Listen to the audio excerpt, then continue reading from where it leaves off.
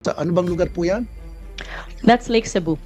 Cebu. Oh, how about Lake Cebu, yes. Lake Cebu in Cebu? In South And Cotabato. so, how about Miss Cotabato instead of you? Nakilala sa lugar na yan. Senator So, Tulfo, let me clarify No, that. no, ma'am, let me finish Yes. first. Mm. Kanina hindi kita in-interrupt.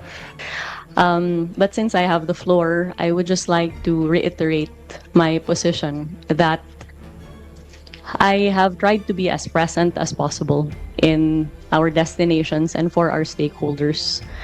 That is the extent of the duty that I have exercised and nothing more. I have no national ambition. I'm not running for any national position, and therefore any accusation of self-promotion would fall flat because I am not running for any national position in 2028, and therefore there would be no reason for me to promote myself. I'm sorry, ma'am. I'm not saying that you're running. Don't put words into my mouth. I'm just saying that. What I'm saying is, yung po nakakalata yung mga tao na parang pinopromote yung sarili mo for whatever reason. Now, also, ma'am, compared to other countries like Vietnam, Korea, Malaysia, Japan, hindi niyo po nakikita yung mukha ng mga secretaries ng Department of Tourism nila doon eh.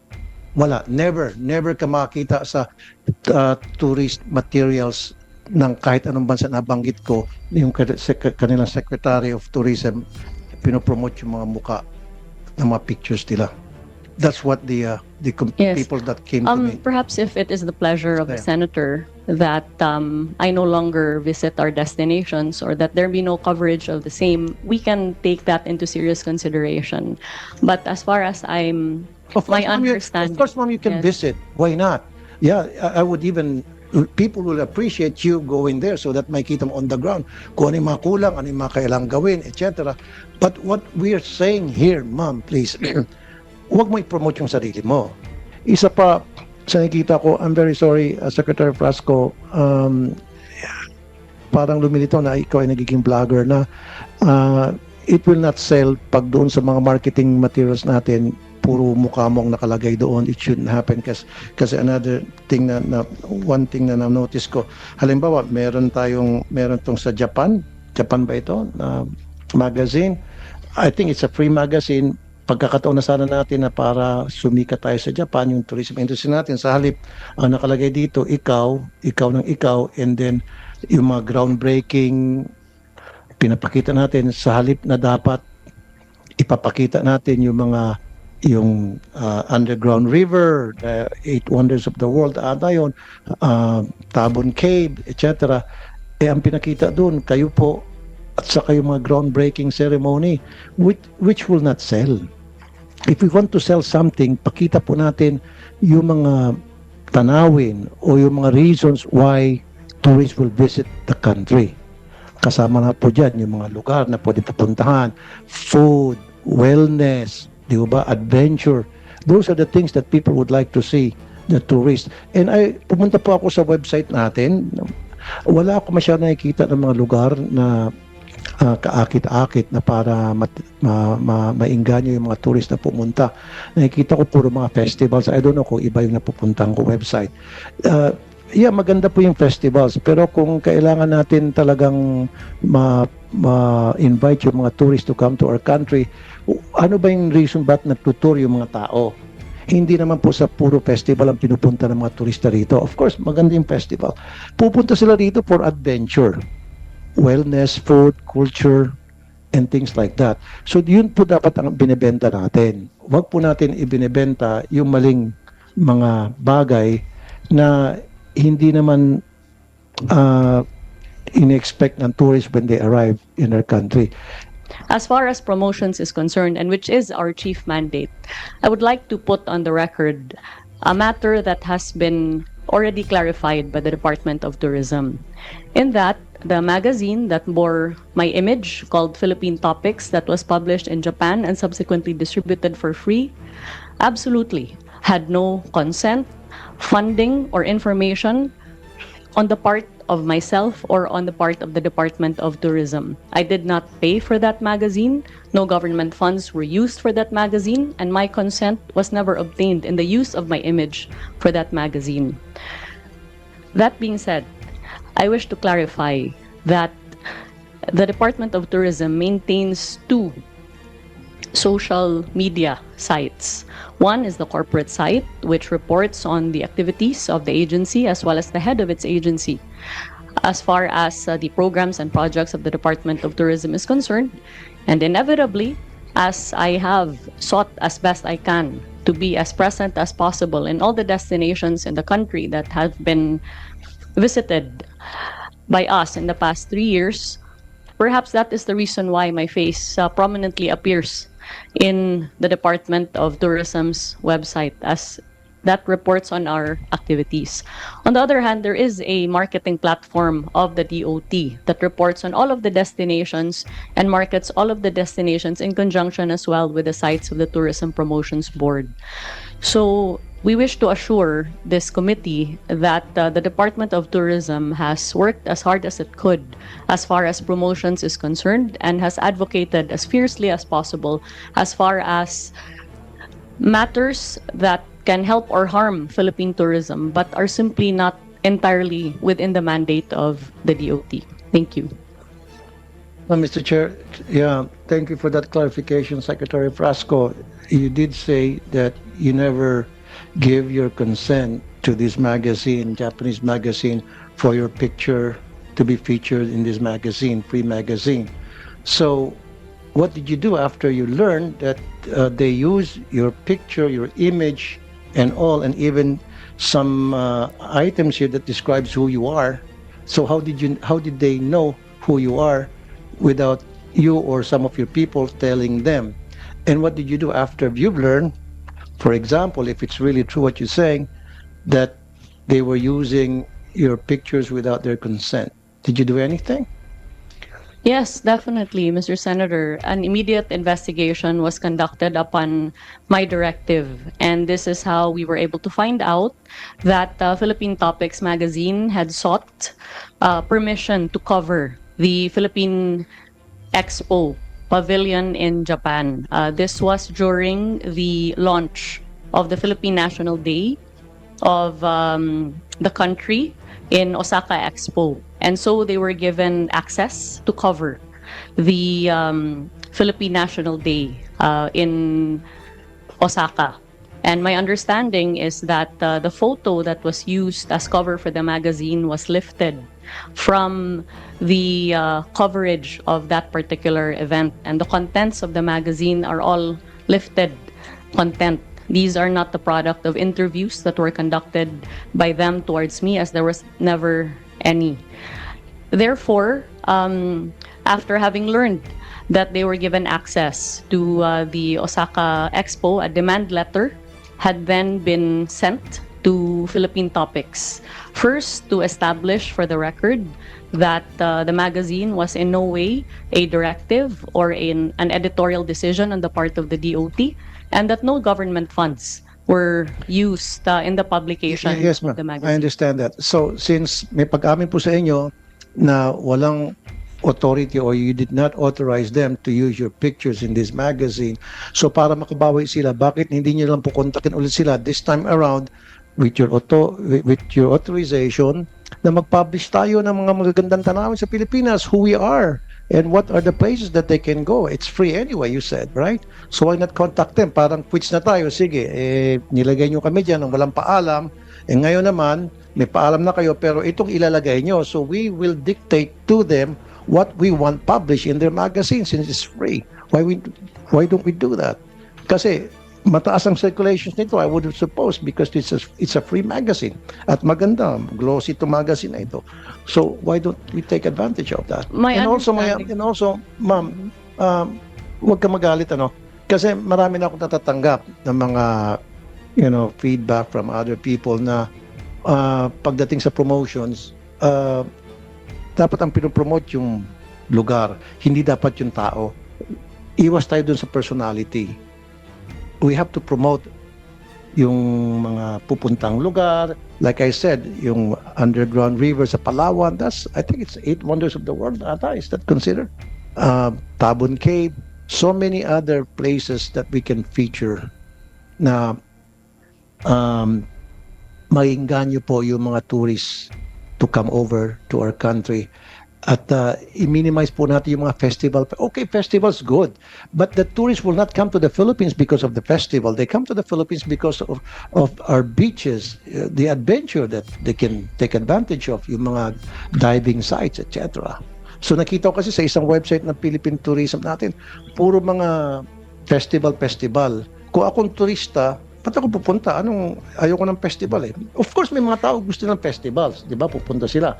Mga tiatihan, kung ano-ano pa dyan. Sidulog. But hindi po magbebenta sa mga tourist dyan. Ang magbebenta sa mga tourist, yung adventure, wellness, food, etc. Yun ang po advice ko. So lastly, dito po, sige, para makabawi naman tong magazine na ito, balikan nyo sila, sabi mo, this time, authorized na namin, ito yung mga magandang tanawin na pwedeng pumunta, i-promote nyo ito. Can you do that? Senator, unang-una po, hindi po ako nagagalit, nagtatrabaho lang po ako. Kaya, siguro kaya po, grabe po yung atake sa akin, kaya hindi naman ako nagagalit, hindi na ako sumasagot, no? But I just wish to make clear na yung background ko po ay naging mayor po ako dun sa Cebu. Kaya yung manner, yung urgency, yung presence ng pagtatrabaho, ayun po yung background Okay, ko. yes ma'am. Hindi po ako sanay na magtrabaho sa loob lamang po ng opisina. Nandyan po ako on the ground. In less than 3 years po, nabisita na po natin yung lahat ng rehiyon ng Pilipinas and around 75% of all the 83 provinces of the Philippines. I agree with you ma'am, totally. Yes. Hardworking po kayo. Now, sabi niyo po, yung sa magazine, wala pong consent niyo, ilagay mukha niyo. How about dito po sa mga airport sa Cebu? Nandito po yung mukha niyo, welcoming the tourists. That's actually not an airport in Cebu. That, I believe, is in Boracay. In Boracay. Yes. Instead po ng picture, like I said, Yes, nothing yes. personal with you, mama. Instead, sabi ko kanina, personality, ba't di na lang tayo maglalagay ng mga lugar na pwedeng puntahan na para, like I said kanina, for the end time, maingganyo yung mga tao na, sige, pupunta ko, ang ganda niyan. Di ba parang sa ibang lugar, tulad sa Dubai, if I go to other countries, sa airport pa lang nila, may kita mo na sa walls yung mga lugar na pwede pupuntahan na you're being invited to go to that place.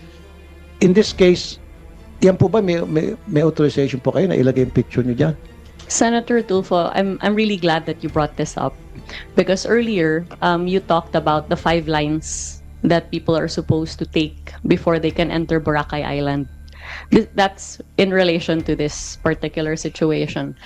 So this matter was brought to us as far as the 1.5 hours of waiting time before you can go into Boracay. Considering that the port is being operated by the provincial government of Aklan, we then, as far back as 2 years ago, approached the governor as well as the mayor to provide guidance as far as how they can improve the tourist experience in Boracay.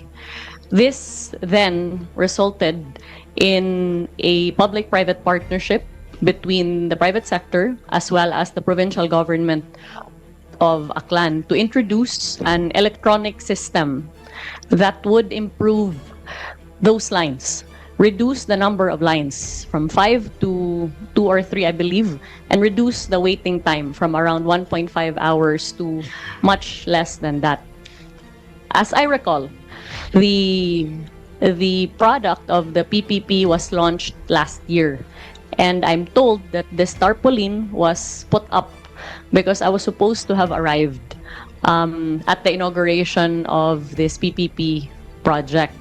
But another urgent matter came up here in Manila, and hence I was not able to attend. That is the reason why that welcome tarpaulin is there. But I did not direct the putting up of that tarpaulin. But the reason why it's there is because they put it up as a welcome sign at the launch of that PPP project to improve the ticketing of Boracay. Nonetheless, when this matter was brought to light, we actually already ordered all of our regional offices, including Region 6, to take down any offending material, as the case may be, or any material that bears my image. But at the end of the day, I believe that this is a matter of visibility and performance. The question is whether or not the Department of Tourism has performed its mandate in the past 3 years. I respectfully submit that we have, within the 93% slashed budget that we have been given and within the limited mandate that we have been given. But it's quite impossible for us to deliver a miracle if we are not provided with the appropriate funding and if we do not obtain the necessary assistance that is needed in order to ensure that infrastructure, connectivity, safety and security, and all of these matters are addressed. Okay, ma'am, huwag kayong magalit ha. Bine-voice out ko lang kung ano yung mga sinasabi ng netizens, kung ano yung nakakarating sa akin sumbong. Now, sabi niyo po, yung sa Korea, wala kayong authorization doon. Maging sa airport, may authorization ba kayo na para ilagay yung picture niyo? And then isa pa po, meron ditong promotion na kayo po'y nakasakay sa bangka and you're promoting the Philippines at kayo po'y nakadamit ng mga bulaklakin at sa Lake Cebu ba ito? Ito ba'y walang authorization nyo rin na ilalagay po yung mukha nyo doon sa cover ng magazine na kayo po'y nakabihis at parang nag-invite ng mga tourist? Senator Tulfo, that photo I believe you're pertaining to is one that was taken during the Philippine Experience Program, Heritage, Culture, and Arts Caravan that the Department of Tourism implemented in the Soc-Sargen region. That is not a promotional material, but that's actually coverage of the activities of the department. That photo was taken at the time when we held the Philippine Experience Program in South Cotabato. So bakit hindi na lang po model na taga roon mismo, native Yes. po sa lugar na yon, nakilala sa lugar na yon? Why you? That photo was taken during my presence at the Yes, ma'am, South I know, I Cotabato. understand. Yes. We don't have any fight on that matter. What I'm trying to say is, someone who's recognized in that community, in that place, yung kilala, kunyari, miss kung anong bansa, ano bang lugar po yan?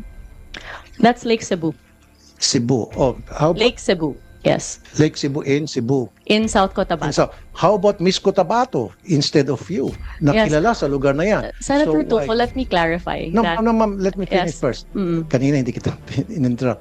So bakit hindi na lang po yung isang native na kilala ng mga tao na kapag nakita nila, maagad-agad maintindihan nila bakit siya nandyan as opposed to ikaw. Isa pa po. Ma'am, these are the things that I'm trying to voice out today. Nothing personal, nothing about you. These are the complaints that my office received, my action center received. They came to me and they talked to me and they told me everything I'm telling you now. Isa pa dito, meron sa isang, ano ba to?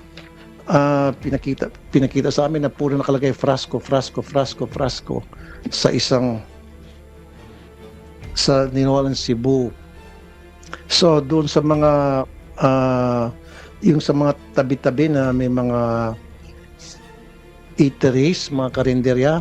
So merong kahabaan, puro karinderya sa, I think sa highway ba ito?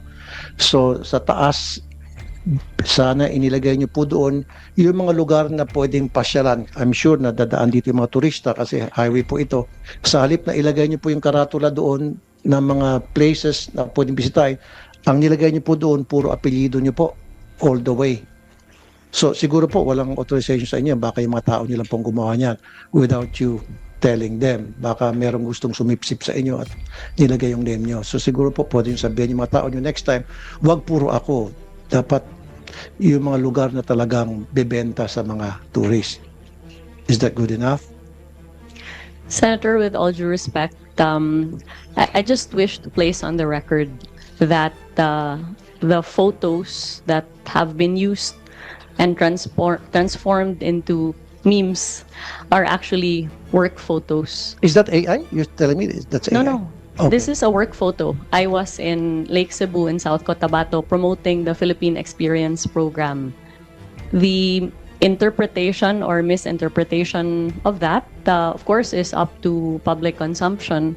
But we have all the documentation to prove that my presence there was a legitimate one, and it was to help the destination as far as crafting of tourism packages, tourism circuits, building up of attention for the destination in conjunction with our tourism stakeholders. I'm not saying, Mom, that your presence there is not legit. Okay? What I'm saying is, yung presence mo doon, yung sa picture na yan, it doesn't fit in sa taste ng mga Pilipino na nakakita po niyan. Kaya nga po, binabash po kayo. Hanggang sa pumunta po sila sa action center ko para magreklamo. Nung malaman nila magkakaroon ng hearing ng ganito, they came to my office and they told me na ito yung baka pwede may parating sa Department of Tourism. That's why I'm trying to voice it out today here in the hearing. Okay. So, kasi ang nangyari, ma'am, ang dating daw sa kanila, parang pinopromote mo yung sarili mo versus dapat yung Pilipinas ang pinopromote mo o yung mga probinsya ang pinopromote mo versus you're promoting yourself. Yun po yung dating sa mga tao. Hindi po sa akin yun, ha? That's not from me, from them. So, ang dating po sa mga tao na you're trying to promote yourself. So, maybe we have to refrain from doing that. We can use model siguro. Diba? Like I said, yan sabi mo sa Cotabato ba yan? Saan lugar? South Cotabato, then let's use Miss South Cotabato as the model or a native South Cotabato. Ano ba yung pinaka-native dyan sa Cotabato? Yung mga indigenous people in Cotabato. Much better versus kayo po. Yun po yung pinopoint out ng mga lumapit po sa akin. Mr. Chair, gusto magsalita si Ms. Frasco? Sec, you want to respond? Yes, I completely hear you, Senator, and I'm grateful that you have brought these matters to light. But since I have the floor, I would just like to reiterate my position that I have tried to be as present as possible in our destinations and for our stakeholders. That is the extent of the duty that I have exercised and nothing more. I have no national ambition. I'm not running for any national position. And therefore, any accusation of self-promotion would fall flat because I am not running for any national position in 2028. And therefore, there would be no reason for me to promote myself. I'm sorry, ma'am. I'm not saying that you're running. Don't put words into my mouth. I'm not saying that. What I'm saying is, yung po nakakalata yung mga tao na parang pinopromote yung sarili mo for whatever reason. Now, also, ma'am, compared to other countries like Vietnam, Korea, Malaysia, Japan, hindi niyo po nakikita yung mukha ng mga secretaries ng Department of Tourism nila doon eh. Wala. Never ka makakita sa tourist materials ng kahit anong bansa na banggit ko, yung kanilang Secretary of Tourism, pinopromote yung mga muka ng mga pictures nila. That's what the Yes. people that came to me. Perhaps if it is the pleasure of the Senator that I no longer visit our destinations or that there be no coverage of the same, we can take that into serious consideration. But as far as I'm, Of my course, ma'am, understanding, of course, ma'am, you can yes. visit. Why not? Yeah, I would even, people will appreciate you going there so that makita mo on the ground kung ano yung mga kulang, ano yung mga kailangang gawin, etc. But what we are saying here, ma'am, please, huwag mo i-promote yung sarili mo. Pag pumunta ko na sa isang lugar, kung ano yung mga kulang doon, punahin mo and then punuan mo. Yun po yung point ng mga netizens na lumapit po sa akin. Okay? It has nothing to do about you. It has something to do na may problema at sinasabi na kung ano yung problema na dapat punuan natin ngayon. Senator, we would be also very happy to provide your office with all of the promotional efforts that we have made sans my face in the destinations covered in order to indicate that the Department of Tourism has not ever ceased from promoting our destinations, notwithstanding our very, very limited budget.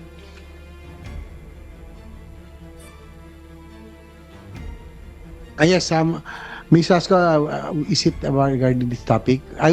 Can I just get back to you? I just want to finish first yung po sa airfare because this is one of the more important matters that we have to resolve during this hearing. I'll get back to you. In fact, I invited you because of the article in the Inquirer because we need your feedbacks on what are the things that are probably before we let Secretary Christina Frasco go, we would want, the chair would like to find out also what are the problems, that are the tourists would encounter in the country, aside from, of course, you are doing your best to to promote the country, marketing, kahit na po niya kinap yung budget niya to 100, from 1 billion to 100 million. I mean, compared to other countries, that's very small. But still, we would like to find out later doon, no? Just like, Senator Tulfo, balikan ko lang po yung ano, no? With your indulgence.